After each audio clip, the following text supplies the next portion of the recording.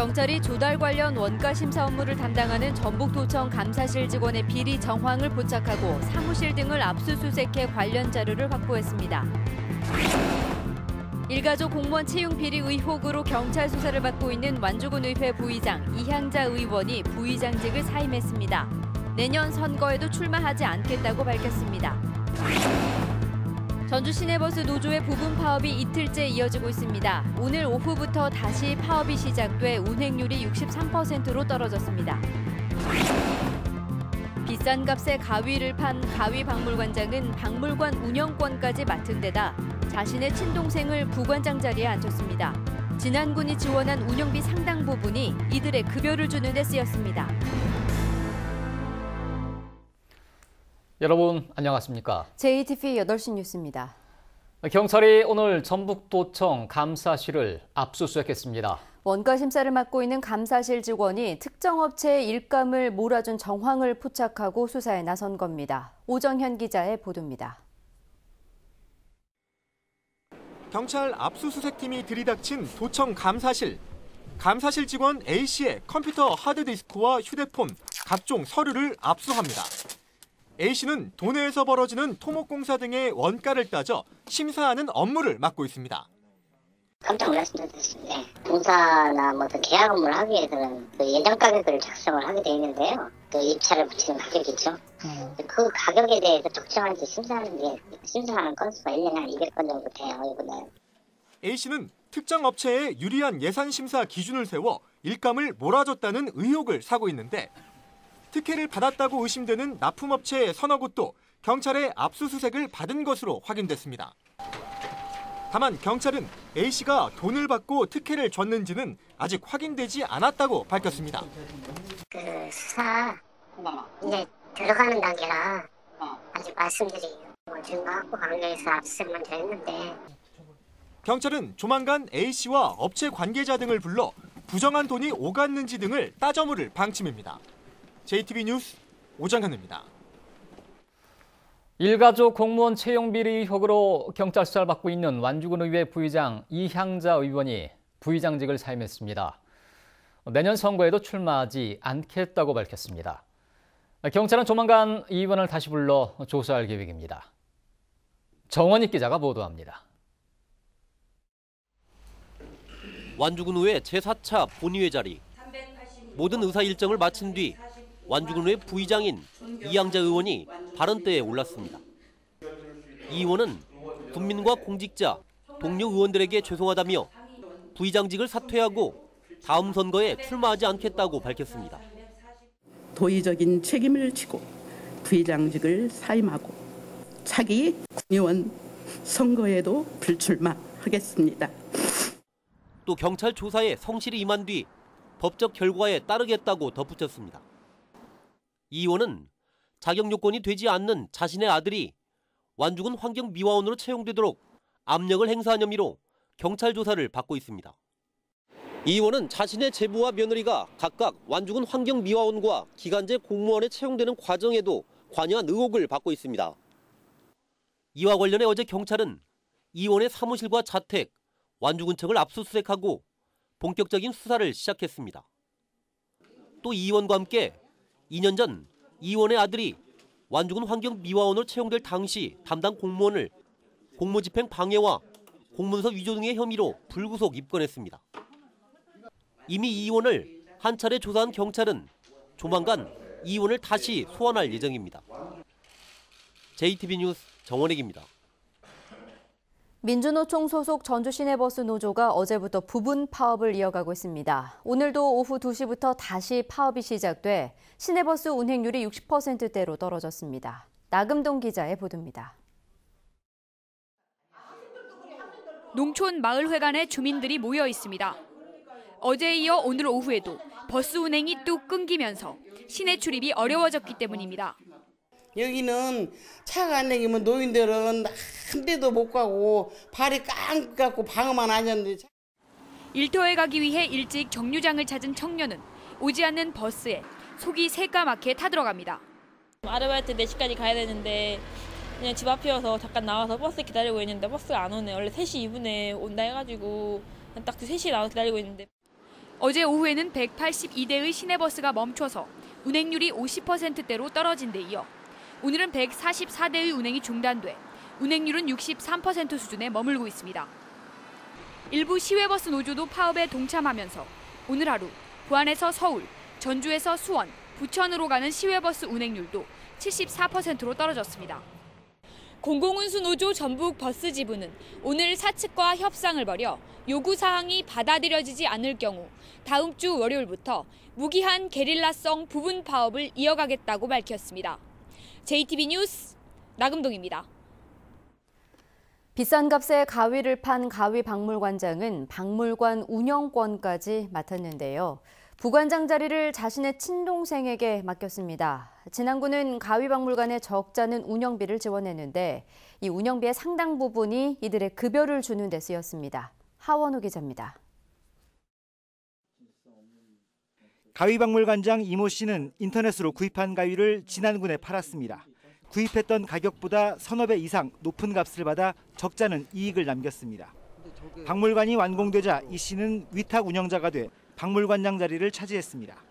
전문성이 전혀 없었지만 친여동생에게 부관장을 맡겼습니다. 부관장은 관장을 대신하고 대외적인 뭘 할 수 있어야 되는 거 여러 가지 사회 활동을 홍보라든지 뭘 하기 위해서는 직함이 있어야 되니까 그냥 부관장을 한 거지 뭐. 강원도 영월에 사는 이 씨는 관장이 된 뒤에도 거의 출근하지 않았습니다. 그런데도 지난해 11월부터 올해 4월까지 6개월간 매월 350만 원씩 급여를 받았습니다. 컴퓨터로 제가 할 수 있는 일들이 많이 있었고 그렇게 업무를 했죠.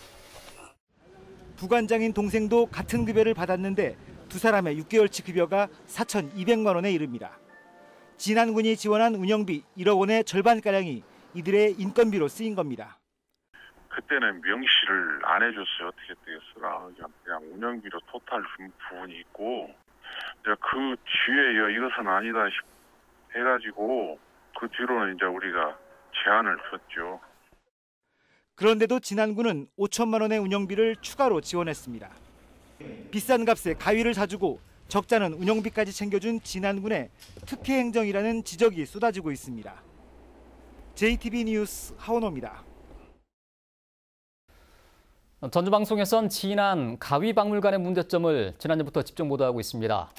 유물의 감정평가부터 구입 가격을 정하는 과정까지 석연치 않은 점이 한두 가지가 아니었습니다. 진안 가위박물관을 취재한 하원호 기자 이 자리에 나와 있습니다. 하원호 기자, 네. 진안군과 가위, 홍삼도 아니고 가위박물관을 진안군이 왜 지었느냐, 이런 질문이 많습니다. 진안 가위박물관은 지난해 12월 문을 열었습니다. 동서양 가위 1,500여 점을 소장하고 있는데요. 지난 수천리 고분에서 고려시대 가위가 출토됐다. 그리고 마이산의 형태가 벌어진 가위 모양과 닮았다. 이게 바로 설립 이유입니다. 제가 전문가들에게 물어보니까요. 전국 여러 곳에서 가위가 출토되고 있어서 드문 일은 아니고 또 마이산이 가위를 닮아 가위박물관을 세웠다. 글쎄 이건 오히려 마이산의 신비감을 해치고 박물관 앞에 세워놓은 대형 가위 조형물이 마이산의 정기를 자르는 것처럼 느껴진다는 의견들도 많아서요. 이 부분은 시청자 여러분들의 판단이 필요할 것 같습니다.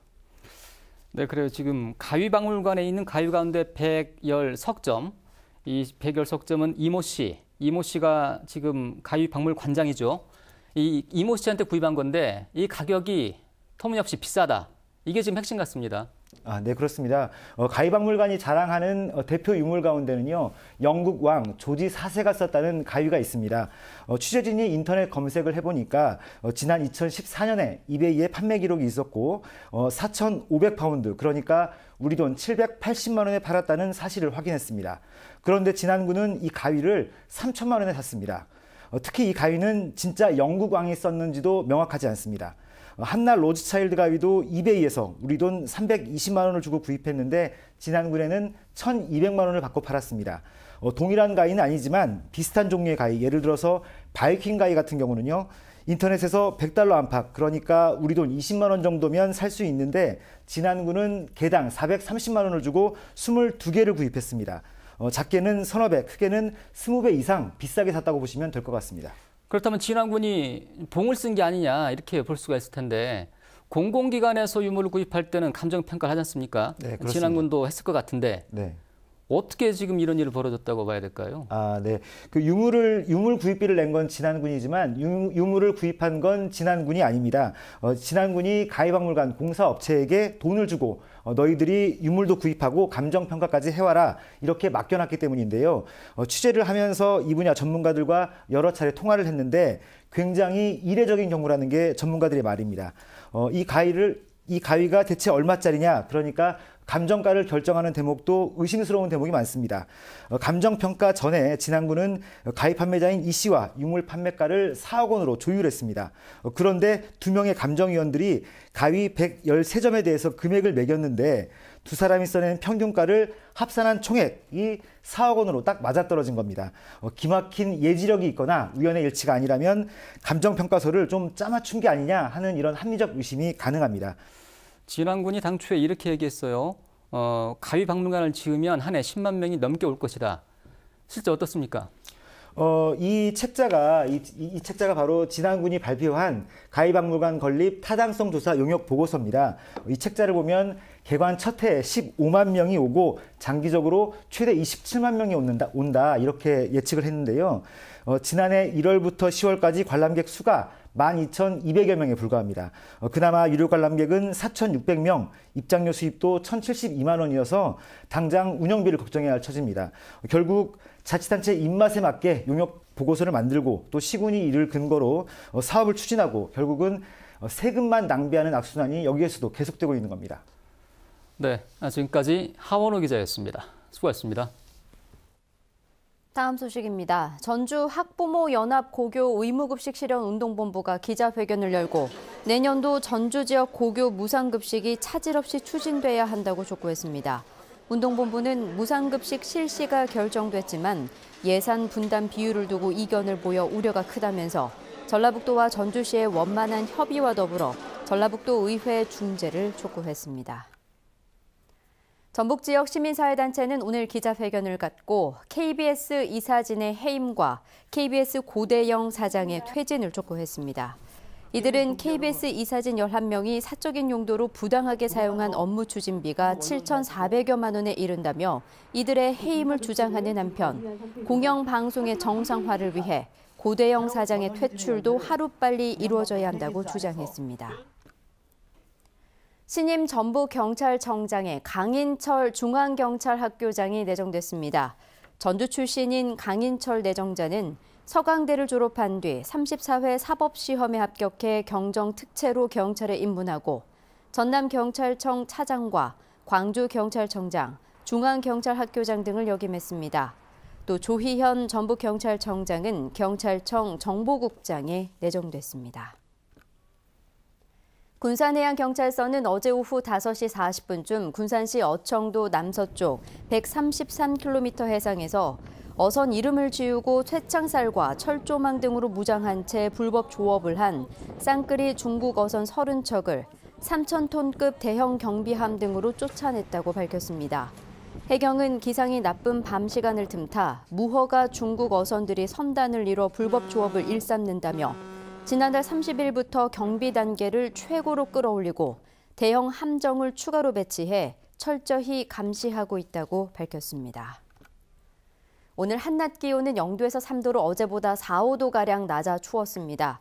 오늘 밤부터 내일 새벽까지는 1에서 3cm의 눈이 내리겠습니다. 주말인 내일도 구름이 많고 추운 날씨가 이어지겠습니다. 아침 최저 기온은 영하 6도에서 영하 2도로 오늘과 비슷하겠고 한낮 기온은 영상 4도에서 영상 8도로 오늘보다 4, 5도가량 높겠습니다.